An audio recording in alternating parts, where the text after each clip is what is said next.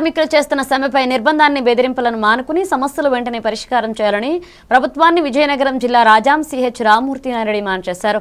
రాష్ట్ర వ్యాప్తంగా గత 56 రోజులుగా కార్మికులు నిరవధిక సమ్మె చేస్తుంటే తొలగిస్తామని చెప్పి బెదిరింపులకు పాల్పడడం ఇది దుర్మార్గమైన చర్య అని ఆయన అన్నారు. ప్రభుత్వం ఇదే వైఖరితో మొండిగా వ్యవహరిస్తే ఈ పోరాటం ఉధృతం చేస్తామన్నారు. ఈ కార్యక్రమంలో కార్యదర్శులు హరిబాబు, అనిల్, గణపతి, లక్ష్మీ ప్రసన్న, భుజంగరావు మొదలగు వారు పాల్గొన్నారు.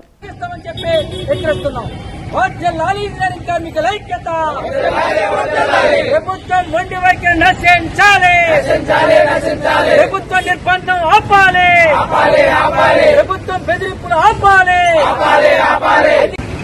నిరవధిక సమ్మె రాష్ట్ర వ్యాప్తంగా చేస్తుంటే ఆ సమ్మెలో ప్రధానమైన సమస్యలు వ్యాపారాలు పెంపుదల చేయాలని, సంక్షేమ పథకాలు అమలు చేయాలని చెప్పేసి రాష్ట్ర వ్యాప్తంగా తమ నిరసనను, ఆందోళనను వ్యక్తం చేస్తూ సమ్మె చేస్తుంటే రాష్ట్ర ప్రభుత్వం సమస్యను పరిష్కారం చేయకుండా ఈరోజు తన అధికార మదముతో అధికారులనేమో ముందుకి వదిలి ఈవేళ సమ్మె చేస్తున్న శిబిరాలకి కమిషనర్లు పంపి మీరు గాని సమ్మె నుండి వెనక్కి రాకపోతే మిమ్మల్ని తొలగిస్తామని చెప్పి బెదిరింపులు పాల్పడడం ఇది దుర్మార్గమైన చర్య.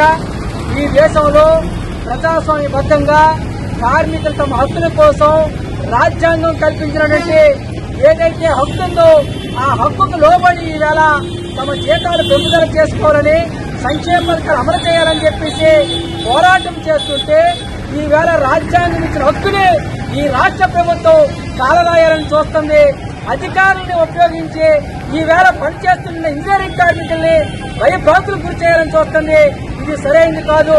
రాష్ట్ర ప్రభుత్వం నిజంగా చిత్తశుద్ధి ఉంటే కార్మికుల సమస్యల పరిష్కారం చేయాలా. ఈవేళ చర్చలకు పిలిచి మరో పక్క కార్మికులనేమో భయభ్రాంతులకు గురి చేసి ఉద్యోగాలు తొలగిస్తామని చెప్పి నోటీసులు ఇస్తామని చెప్పి భయపెట్టడం అనేది ఇది పిరికితనం, చేతగాంతనం. ఈ ప్రభుత్వం వెంటనే తన వైఖరిని మార్చుకోవాలి.